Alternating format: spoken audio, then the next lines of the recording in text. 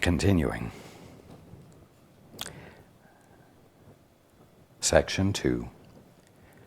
To have peace, teach peace to learn it. Uh-oh. Smacks of involvement to me. Smacks of not being able to ignore my brother anymore. Smacks of having to deal with him without controlling him.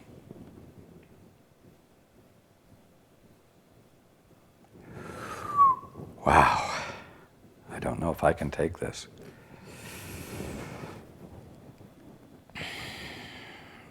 To have peace, teach peace to learn it. And what did I say? You teach by being. That's what we're talking about here. We're not talking about having a whole set of new words about peace with which you can cajole and badger and nudge and influence your brother into a new set of ideas and a new, let's say, a new level of being peaceful together, even though it's still peace for the purpose of self-preservation. In other words, peace as a defense. Continuing, all the separated ones, those who aren't awake yet, have a basic fear of retaliation and abandonment. Do you ever wonder why the feeling of the potential for abandonment comes to you? It's because the one you think you are doesn't exist. And of course, if everyone finds out that you aren't what you think you are, well, they're not going to pay any attention to you. They're not going to pay any attention to nothing, are they? But the wonderful fact is that underneath the definition you've given yourself, underneath and behind any thought you've had about yourself, there is this pure awareness, this pure consciousness,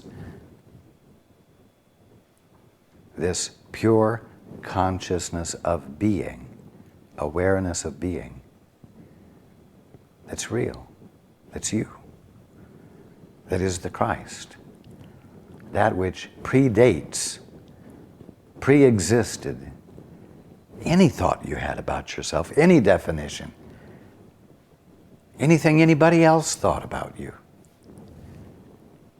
Something that pre-existed it, can't change, and therefore is, was, and always will be nothing but eternal and God-derived. So, again, all the separated ones have a basic fear of retaliation and abandonment. This is because they believe in attack and rejection. Well, why do you all believe in attack and rejection? Because those are the two means you use to keep everybody in line, aren't they? Mm-hmm. Well, honey, you were a real bastard today, so don't ask to make love to me tonight. Or less words than that. Honey, I have a headache. But it's because she's pissed off at him for something that happened during the daytime. You see, rejection is one of the best tools you have to keep others in line. And you can imply that you have something they really want, but they can't have it until they straighten up, right? Ooh. That's why you believe in it, because it's the tool you use on everyone else, even though it's the tool they all use on you. And you think that success comes at finding better means, more subtle means of rejection and attack. So, this is because they believe in attack and rejection. So this is what they perceive and teach and learn. Every time you use it and it seems to work, you've taught yourself that this is good, and you reaffirm your commitment to it. And every time it doesn't work, you say, this was good, but I just didn't do it well enough, and so you renew your commitment to it. These insane concepts are clearly the result of their own dissociation and projection, meaning your own dissociation. Oh, dissociation, yes. Psychological term? No. Your bill of divorcement from the Father. That's the dissociation. That's the only dissociation. It's not a psychological term. It's not about something that goes on in your puny little mind, you see? Continuing, what you teach, you are. But it is quite apparent that you can teach wrongly, and therefore teach yourselves wrong. You see, you're never just teaching everyone else, you're always teaching yourself. And when you try to teach someone else something that doesn't work, they learn that it doesn't work, and you learn that it doesn't work, and you don't try to teach that anymore. You find something better to teach that works, you see. So you're always teaching yourself. You're always confirming what you choose to believe to yourself every time you try to hold another to what you believe. Continuing, many thought that I was attacking them, even though it was quite apparent that I was not. An insane learner learns strange lessons. What you must understand is that when you do not share a thought system, you are weakening it. This is very important because it seems to you that you're doing nothing when you're not strengthening a thought system. You aren't just letting that thought system be with whatever degree of strength it had before you neglected to respond to it. Your not responding to it constitutes a withdrawal from the mutual agreement. And when you withdraw from the mutual agreement is less strong. Again, when you do not share a thought system, you are weakening it. Those who believe in it, therefore, perceive this as an attack on them. How many of you have had an experience of, let's say, a history of being abused by someone? And you have not objected. You have found ways to live with it. It's what is called enabling. And finally you arrive at a point where you feel a call for demonstrating more self-respect. And so now you withdraw your cooperation from this enabling relationship, and you don't respond the same way. Now you aren't doing anything to this other one, but you are no longer doing things that you used to. And that one, because he's not clear, sees your behavior as a withdrawal from the partnership, you might say, as a withdrawal from the dance that the two of you were doing together. He sees it as rejection. He sees you as being unkind. He sees you as being no longer with him, which means against him, you see? And all of you have played both partners at various times in your life. So many thought that I was attacking them, even though it was quite apparent that I was not. In other words, I was just not joining with them in their delusion, in their misperception. An insane learner learns strange lessons. What you must understand is that when you do not share a thought system, you are weakening it. Those who believe in it, therefore, perceive this as an attack on them. This is because everyone identifies himself with his thought system. And every thought system centers on what you believe you are. But what happens when you move into your peace? What happens when you move into the singularity without the clutter of your thought systems? Well, in the quietness, what you believed you were, what you thought you were, is no longer predominant or even occupying your attention. And you're standing at the threshold of finding out that at the bottom line, peace is what you are.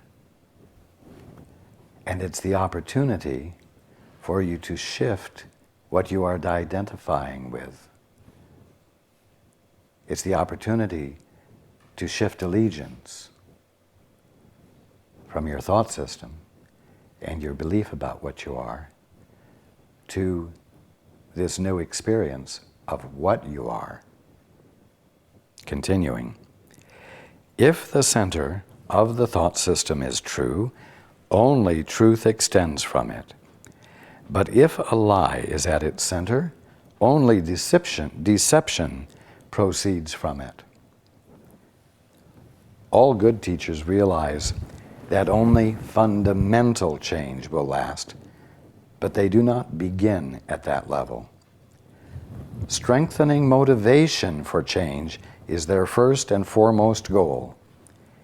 It is also their last and final one, the teachers, that is. In the last year and a half, as we've read through the course, we've been addressing that which will alter your motivation, help you to withdraw your motivation from your past habits and to let it become like the prow of an icebreaker, moving in new directions where it seemed you couldn't move before at all. Continuing increasing motivation for change in the learner is all that a teacher need do to guarantee change. This is because a change in motivation is a change of mind, and this will inevitably produce fundamental change because the mind is fundamental. The first step in the reversal or undoing process then is what?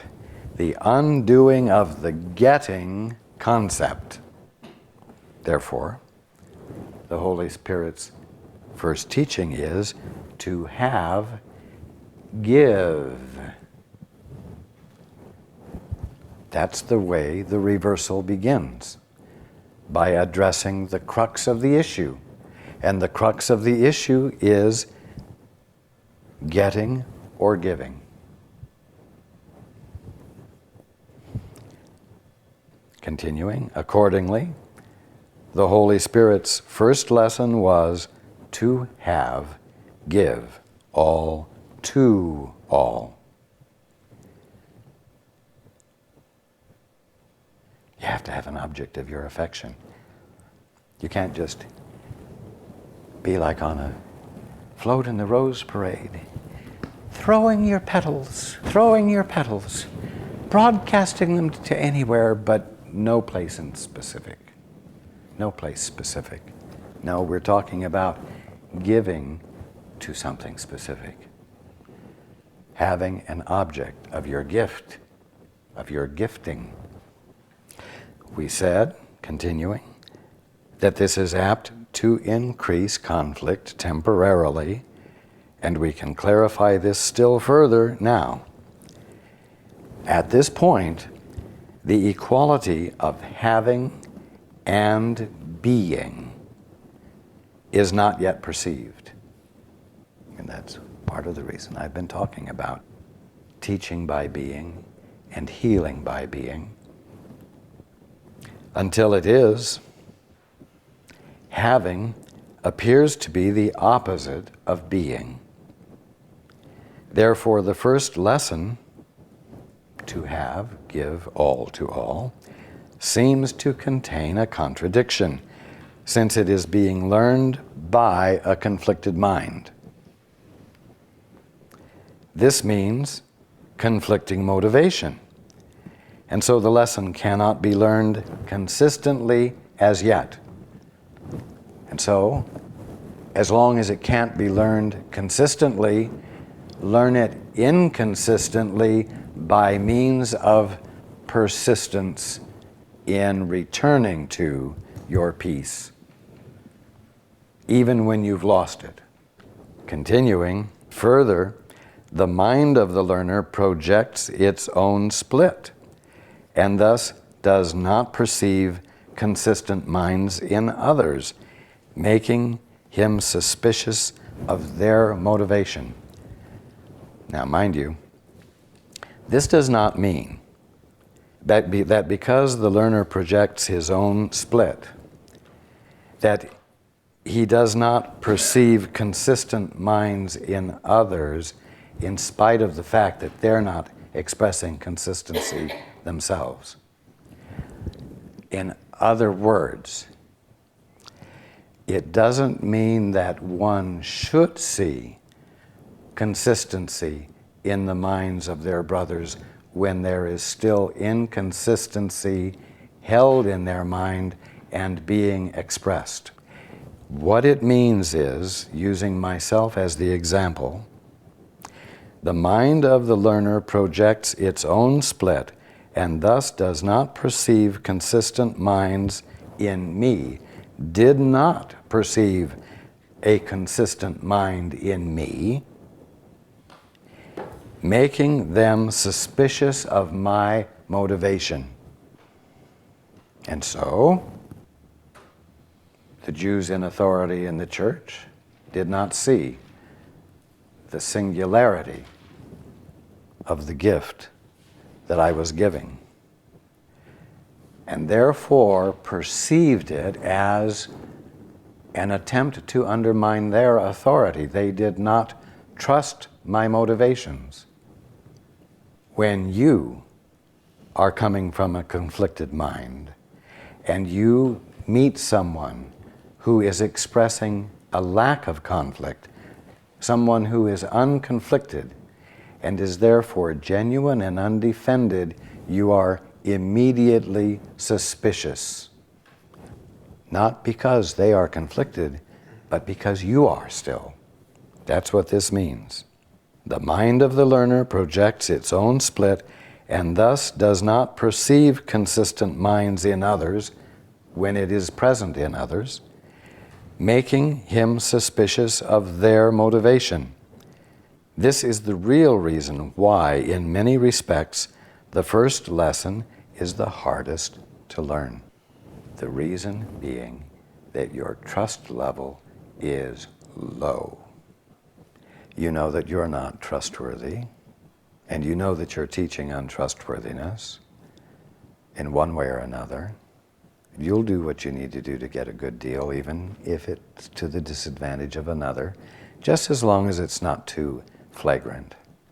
And you teach that by your behavior, and others are teaching you the same thing. So your level of trust is low.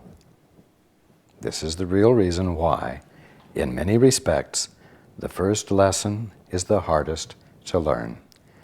Still strongly aware of the ego in himself and responding primarily to the ego in others, he is being taught to react to both as if what he does believe is not true. In other words, the first lesson teaches you to react in a new way, to give in order to have, to be absent the use of control to secure your security. And so, still strongly aware of the ego in himself and responding primarily to the ego in others, he is being taught by virtue of the first lesson to react to both as if what he does believe is not true. You're being asked to believe that the way you have believed up until this point is not true. You are truly being asked to abandon your faith in what you believed was true. That is the position this first lesson puts you in. Upside down, as always, the ego perceives the first lesson as insane. And I'm going to add this, not only does your ego attest to that, but everyone else's ego will attest to it too. And so you're going to have to get support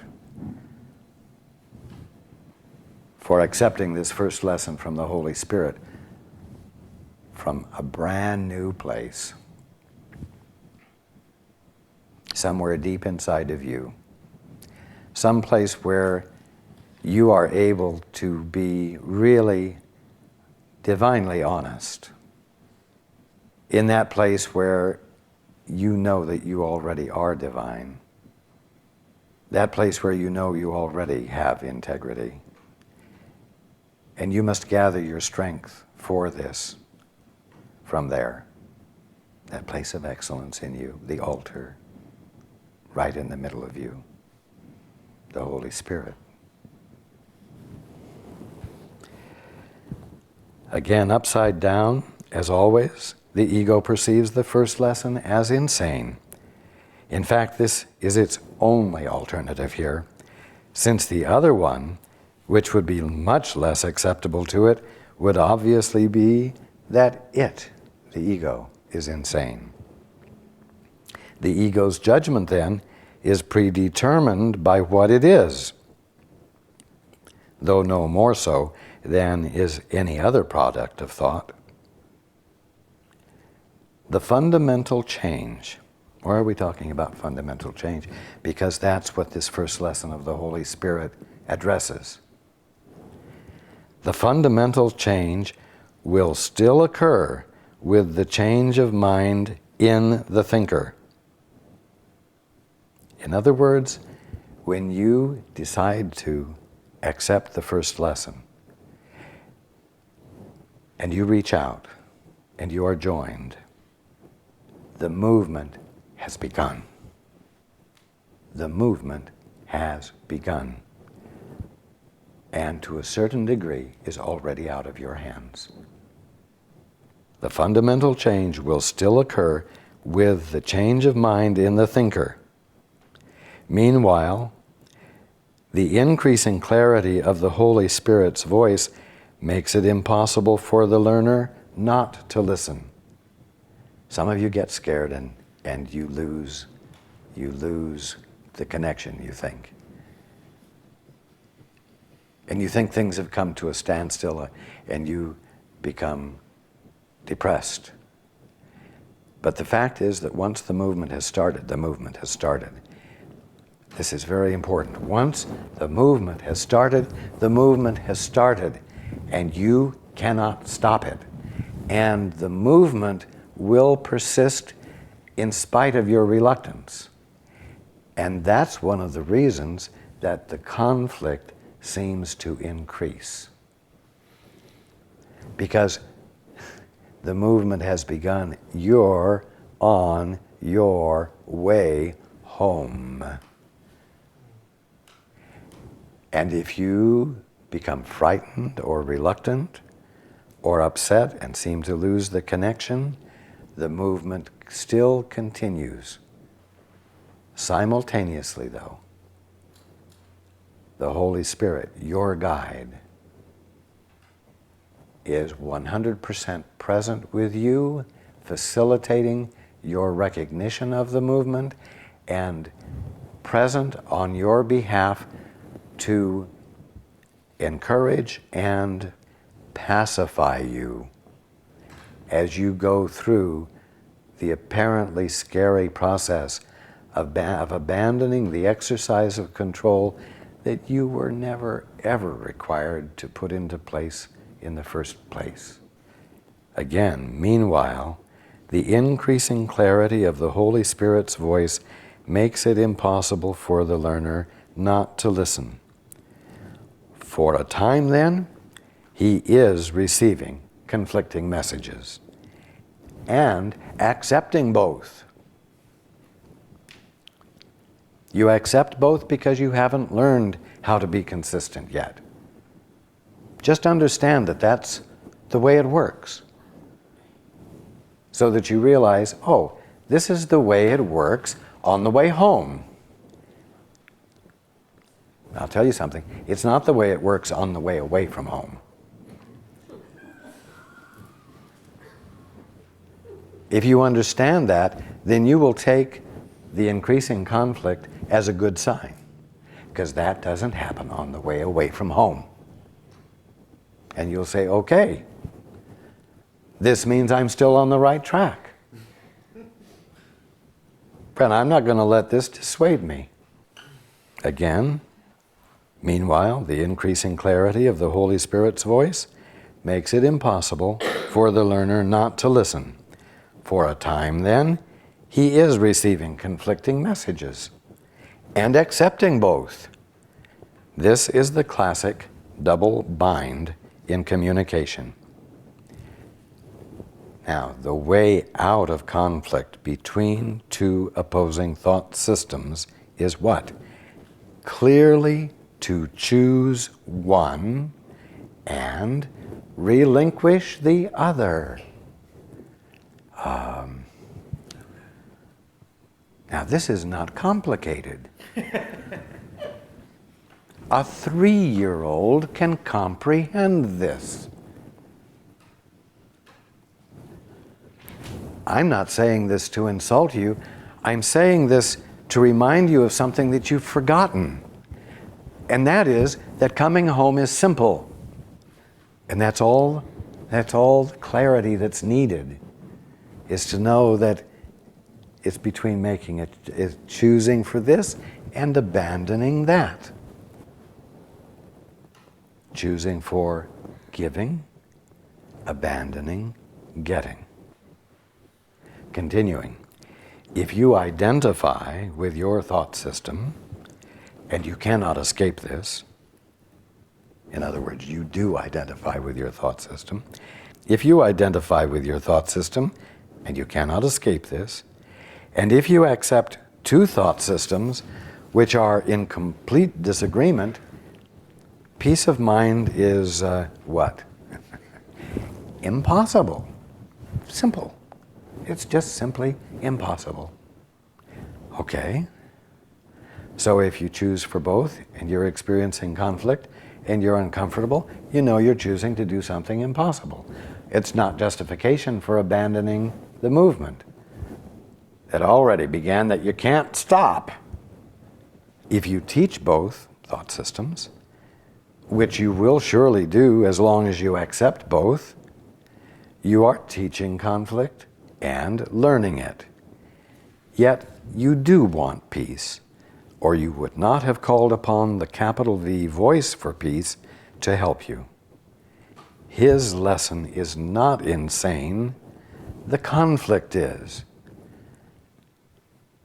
Keep this clear, because the goal is not insane. The way you're trying to reach it is. So stick with the goal and change the means. Once again, simple.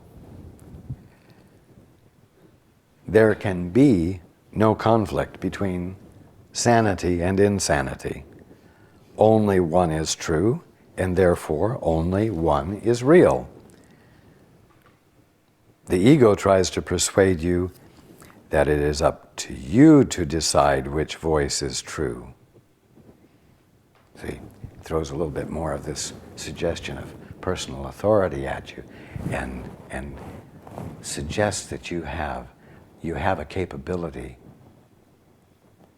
that's part of an expression of your integrity.